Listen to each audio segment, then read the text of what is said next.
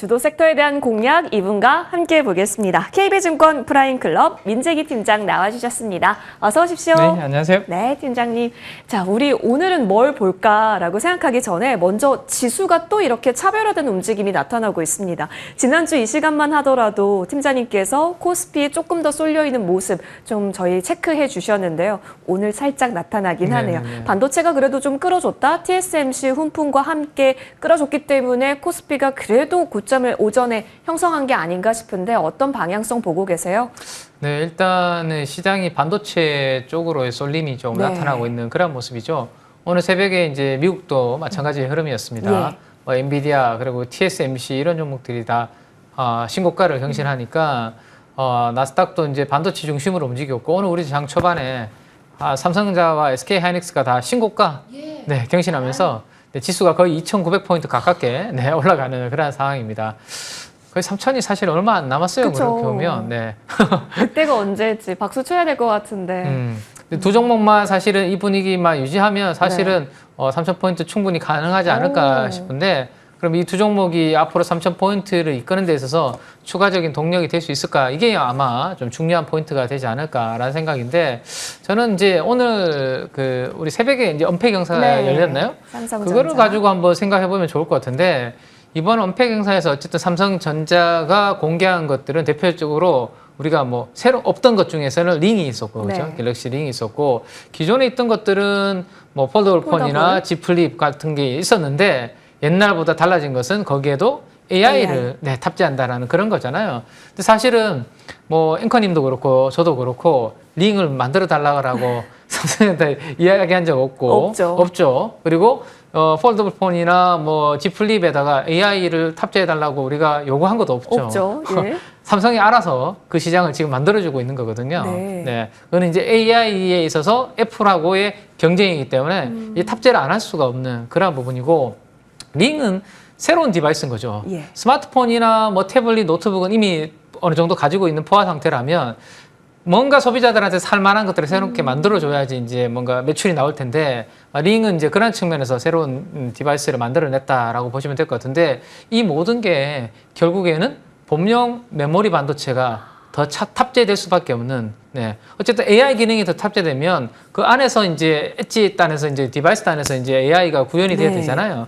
그러면 더욱더 고성능의 범용 메모리 반도체가 들어갈 수밖에 없는 그런 물론 당연히 GPU나 HBM도 뭐 들어가야 되겠지만 그런 부분들이 뒷받침이 되려면 결국에는 이 메모리도 같이 이제 따라가 줘야 된다라는 거죠. 그러면 앞으로 이 메모리의 범용 메모리는 하반기에 지금 좋다라는 이야기가 나오고 있죠. 그리고 오늘 아침에 주가가 강했던 이유 중에 하나가 낸드 쪽의 가동률이 지금 또 올라가고 있다는 이야기도 8, 나오잖아요. 그러면 지금과 같은 분위기면 하반기에 삼성전자와 SK하이닉스의 업황은 뭐 나쁠 게 없는 그런 분위기인 것 같습니다. 다만 이제 삼성전자는 늘 이제 HBM이 언제 되느냐 그게 있는데 그가 지난번에 제가 말씀드렸던 것 같아요. 그게 아니라도 과거에 이 범용 메모리 쪽만 하더라도 충분히 업사이클이 나올 때 PBR 1.5배에서 2배까지의 사이클은 나왔었기 때문에 HBM은 플러스 알파로 보시면 되고 그게 아니더라도 하반기에는 좀 더 좋아질 수 있는데 이번 달은 적어도 7월 말에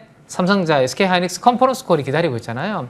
그때까지는 적어도 이 분위기가 두 반도체 대형주 쌍두마차가 이끌어가는 그 흐름은 이어질 가능성이 저는 좀 높지 않나라는 생각이고 오늘 하이닉스가 강한 이유는 삼성전자가 이제 먼저 움직임이 실적을 잘 내줬고 하이닉스도 이제 실적이 당연히 잘 나올 거다라는 그런 기대감이 좀 있는 그런 부분으로 좀 따라가고 있는 부분인데 삼성전자 오늘 외사에서 내년도 영업이 거의 90조 이야기가 나왔습니다.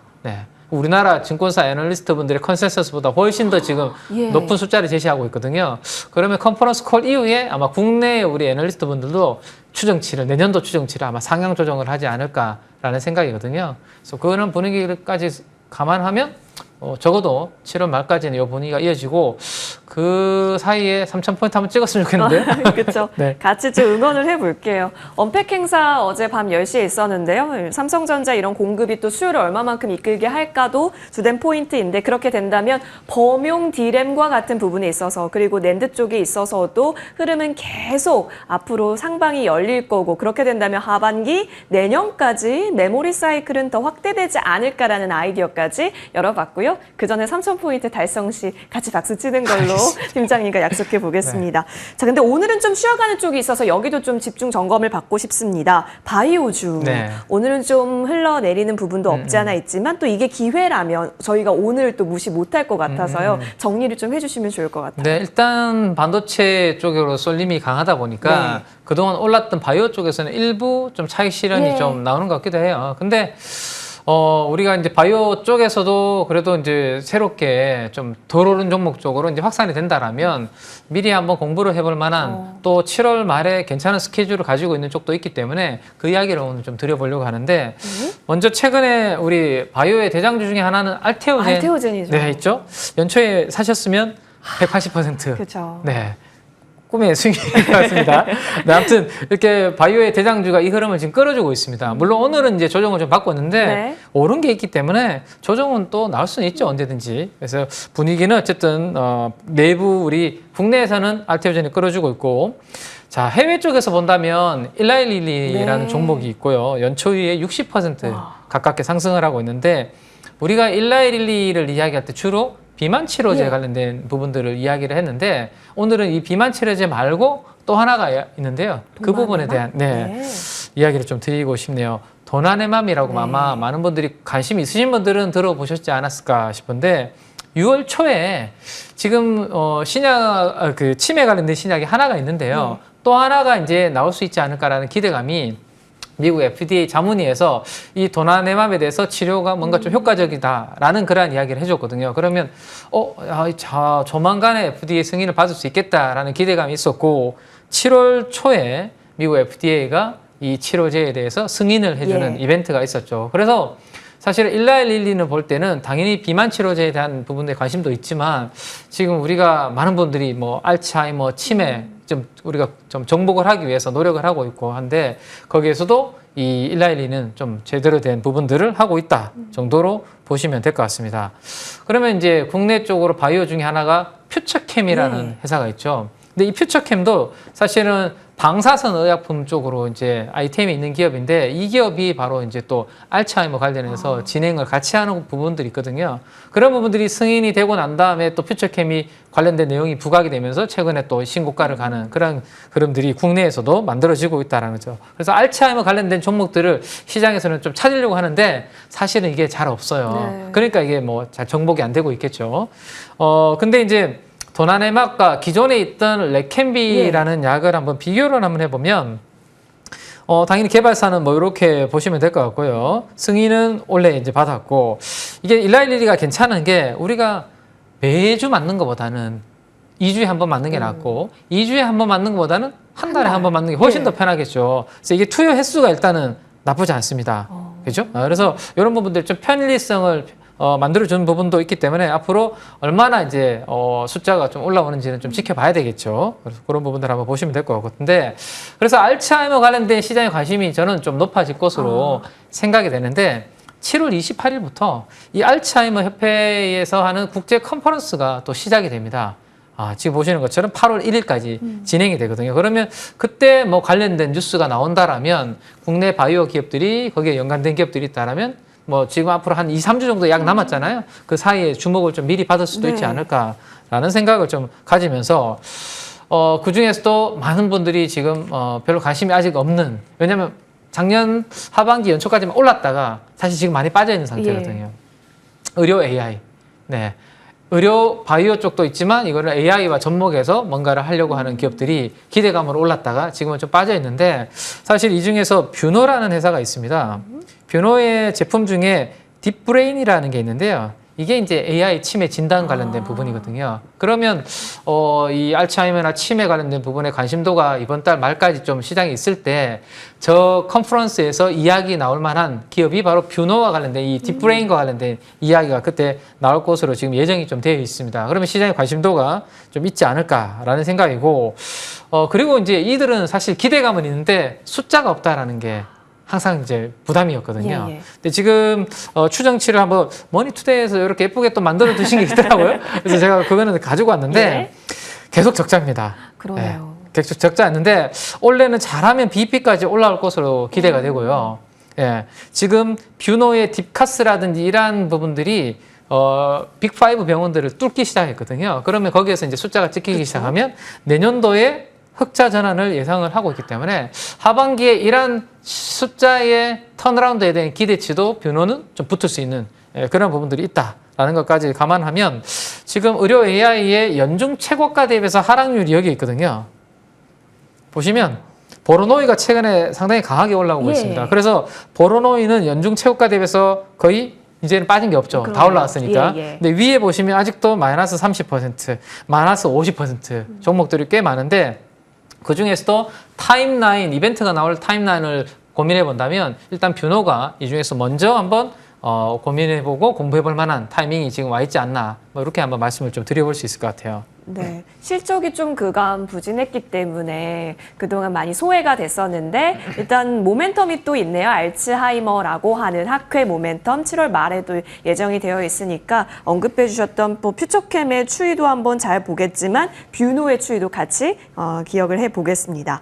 그리고 또 하나 좀 점검받고 싶은 게 있는데요. 전력기기요. 사실 시장의 컬러가 하반기에 들어서 일정 부분 금리에 좀 민감해지면 성장 주단이 더 잘 갈 수 있겠지라고 하지만 그래도 이런 실적이 잘 찍히는 쪽의 원조라고 한다면 전력기기가 아닐까 싶을 맞습니다. 정도로 네네. 하반기에도 전략 변경은 오히려 없고 비중 확대까지 열어놓는 것조차 가능한 걸까에 대한 고민이 많이 있거든요. 네네. 어떻게 보세요? 이쪽은 지금 뭐 펀더멘탈도 견고하지만 수급적인 이벤트를 기대하시는 분들이 많은 것 같아요. 수급 이벤트요? 네, 패시브 자금이 아, 지수 LSC. 편입과 관련돼서 막 예. 끌어올리지 않을까라는 이런 기대감이 좀 이 섹터에 관련된 종목들이 좀 영향을 주고 있는 것 같은데 네. 일단은 두 가지 모멘텀은 너무 덥습니다, 지금. 더워요. 덥지 않으세요? 예. 덥죠, 지금. 근데 우리만 더운 게 아니라 전 세계가 전 세계가. 지금 글로벌이 더워지고 있는 부분이 또 하나가 있고 제가 재미난 그림 하나 가지고 왔는데 네. 워싱턴의 이 링컨 이제 동상이 원래는 왼쪽이 원래 모습인데요. 누워 계신 거예요? 네, 녹아버린 거죠. 어머. 계속 35도가 넘는 예. 이렇게 며칠째 이어지다 보니까 네, 저 정도로 이제 폭염이 이어지다 보니까 냉방 그다음에 뭐 전기에 대한 수요가 계속 올라갈 수밖에 없는 이런 것들이 이제 펀더멘탈에 영향을 주고 있고 또 하나는 지금 누가 될지에 대해서 네. 관련주를 막 찾으려고 하시잖아요. 근데 이거는 교집합. 이번에도 네. 뭐 미국의 노후화된 인프라 투자는 할 수밖에 없지 않나 이런 부분 때문에 좀 편안한